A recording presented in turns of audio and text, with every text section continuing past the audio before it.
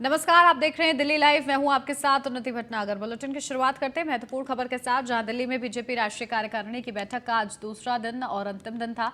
जहां NDMC centre में BJP राष्ट्रीय कार्यकारिणी की बैठक हुई, जिसमें केंद्रीय गृह मंत्री अमित शाह, जेपी नड्डा से लेकर सीएम योगी समेत बीजेपी के कई दिग्गज पदाधिकारी बैठक का हिस्सा रहे। बता दें, बैठक में 2024 लोकसभा चुनाव समेत कई अहम मुद्दों पर मंथन किया गया है।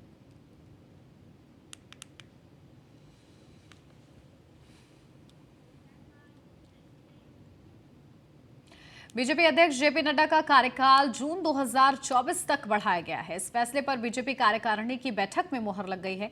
गृह मंत्री अमित शाह ने प्रेस कॉन्फ्रेंस कर यह घोषणा की है। अमित शाह ने कहा है कि जगत प्रकाश नड्डा को जून 2024 तक बीजेपी के अध्यक्ष के रूप में कार्य वो करते रहेंगे।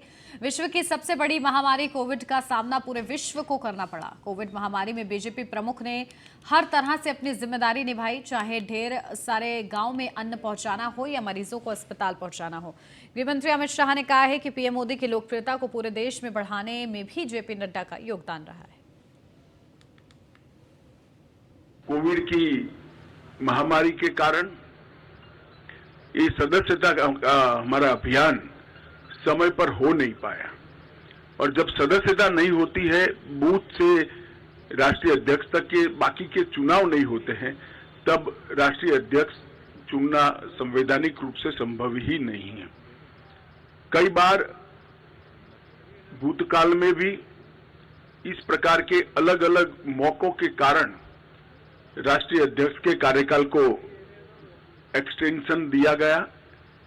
इसी परंपरा का अनुसरण करते हुए श्री जगत प्रकाश नड्डा जी को राष्ट्रीय कार्यकारिणी ने आज सर्वानुमत प्रस्ताव किया है। श्री राजनाथ सिंह जी ने इस प्रस्ताव को रखा और सभी भारतीय जनता पार्टी के सदस्यों ने इसको हर्ष ध्वनि के साथ सर्वानुमत से स्वीकार किया है कि जगत प्रकाश नड्डा जी को जून 2024 तक भारतीय जनता पार्टी के अध्यक्ष के रूप में इनके कार्यकाल को बढ़ोतरी की जाए। दिल्ली बीजेपी कार्यालय से केंद्रीय मंत्री धर्मेंद्र प्रधान ने प्रेस कॉन्फ्रेंस की। धर्मेंद्र प्रधान ने कहा, देश का हर वक्त सशक्त हो रहा है। भारत अब कोरोना से सुरक्षित है। कोरोना काल में पीएम मोदी का नेतृत्व सराहनीय रहा है। कोरोना काल में हमने कई देशों की मदद की है।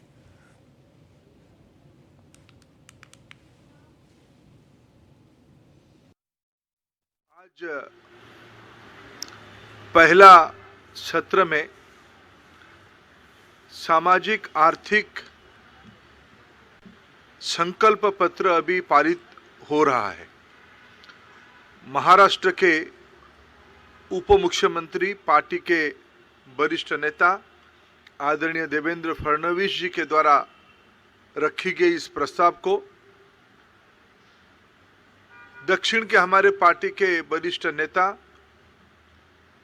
संसदीय व्यापार तथा विदेश विभाग की राज्य मंत्री आदरणीय वी मुरलीधरन जी और हरियाणा के पार्टी के लोकसभा के सदस्य आदरणीय बहन सुनीता दुग्गल जी ने समर्थन किया। सदन उस प्रस्ताव को पारित कर रहा है। मित्रों, मैं अगर इस प्रस्ताव की कुछ मुख्य अंश आपके सामने रखूं, पिछले 8 सालों में, 8.5 सालों में प्रधानमंत्री नरेंद्र मोदी जी की नेतृत्व में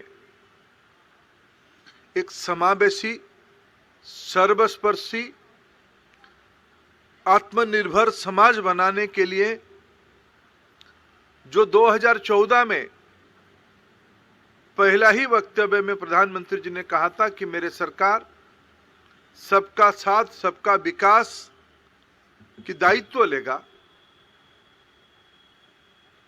वो केवल हमारे लिए एक नारा नहीं था, एक दर्शन था, एक फिलॉसफी था। पिछले 8 सालों में विशेष करके आर्थिक पक्ष हो या उस आर्थिक नीतियों के कारण उत्पन्न सामाजिक प्रभाव हो, जिसमें समाज अधिकार की विषय रखने वाला समाज, हक की लड़ाई लड़ने वाला समाज आज आत्मनिर्भरता की ओर बढ़ी है, सशक्तिकरण की ओर बढ़ी है, एम्पावरमेंट की ओर बढ़ी है। दिल्ली से अब खबर, जहां राष्ट्रपति द्रौपदी मुर्मू से मिले सीएम योगी आदित्यनाथ। राष्ट्रपति भवन में राष्ट्रपति से मुलाकात हुई है दोनों के बीच। महत्वपूर्ण ये मुलाकात रही। इस दौरान कई अहम मुद्दों को लेकर दोनों के बीच चर्चा की गई है और मुलाकात की ये तस्वीरें भी सामने आई हैं। तो शिष्टाचार ये मुलाकात राष्ट्रपति द्रौपदी मुर्मू की सीएम योगी आदित्यनाथ से, जो उत्तर प्रदेश के मुखिया हैं। तो राष्ट्रपति भवन में राष्ट्रपति से मुलाकात की तस्वीरें भी सामने आई।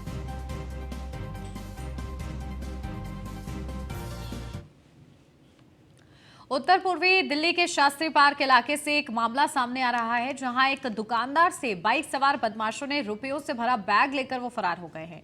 जब दुकानदार ने इसका विरोध किया तो दुकानदार को उन्होंने गोली मार दी। वहीं लोगों की भीड़ इकट्ठा हो गई और दुकानदार को पास के अस्पताल में भर्ती कराया गया। आपको बता दें, पूरी वारदात सीसीटीवी कैमरे में कैद हुई है। फिलहाल पुलिस ने मामला दर्ज कर सीसीटीवी अपने कब्जे में ले लिया है और बदमाशों की तलाश भी शुरू कर दी है।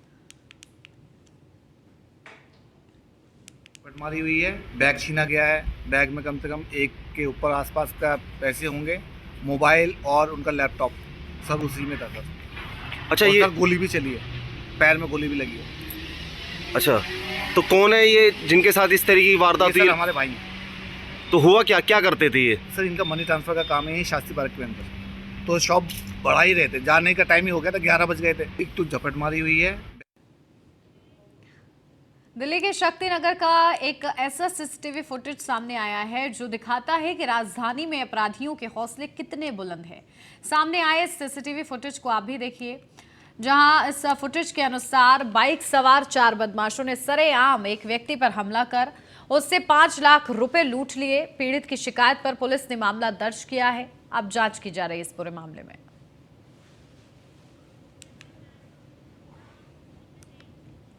दिल्ली के सदर बाजार सीलिंग का मुद्दा अब गर्माता जा रहा है, जिसे लेकर फेडरेशन ऑफ सदर बाजार ट्रेडर्स एसोसिएशन के चेयरमैन परमजीत सिंह पम्मा और अध्यक्ष राकेश यादव पीड़ित व्यापारियों के साथ मिलकर आए दिन धरना प्रदर्शन कर रहे हैं। वहीं दिल्ली की विभिन्न व्यापारिक संस्थाएं भी इस मुद्दे को लेकर पीड़ित व्यापारी के हक के लिए आवाज उठाने लग गई हैं। मजदूरों ने मिठाई पुल पर देर रात सीलिंग के खिलाफ कैंडल धरना प्रदर्शन कर एमसीडी के खिलाफ नारेबाजी की। पिछले दिनों दिल्ली के सदर बाजार मार्केट में एमसीडी ने 25 दुकानों को सील कर दिया है, जिसके विरोध में व्यापारियों ने धरना प्रदर्शन कर मार्च भी निकाला था। दिल्ली की मधु विहार पुलिस को एक बड़ी सफलता हाथ लगी है। यहां पर बताया जा रहा है कि मामूली कहासुनी को लेकर रेस्टोरेंट मालिक को बदमाशों ने चाकू मार दिया था, जिसमें युवक बुरी तरीके से घायल हो गया था। ये कहासुनी रेट लिस्ट को लेकर हुई थी। फिलहाल पकड़े गए आरोपियों से पुलिस पूछताछ कर रही है।